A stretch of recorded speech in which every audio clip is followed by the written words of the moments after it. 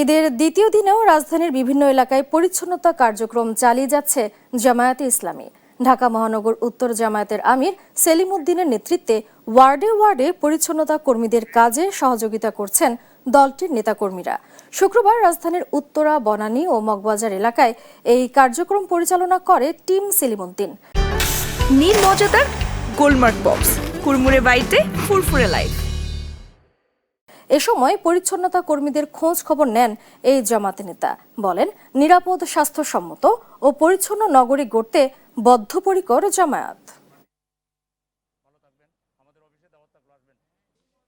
পরিষ্কার পরিচ্ছন্নতা হলো ইমানের অঙ্গ। যত পরিষ্কার পরিচ্ছন্ন রাখবো, পরিবেশ তত সুন্দর থাকবে, রোগ ব্যাধি কম হবে। এই যে হামের প্রাদুর্ভাব, এটা কি? এটা একটা বড় কারণ হলো এই যে আমরা যেখানে সেখানে ময়লা ফেলি, ময়লার বাগার। আমাদের উচিত হলো ময়লা নির্ধারিত জায়গায় ফেলা।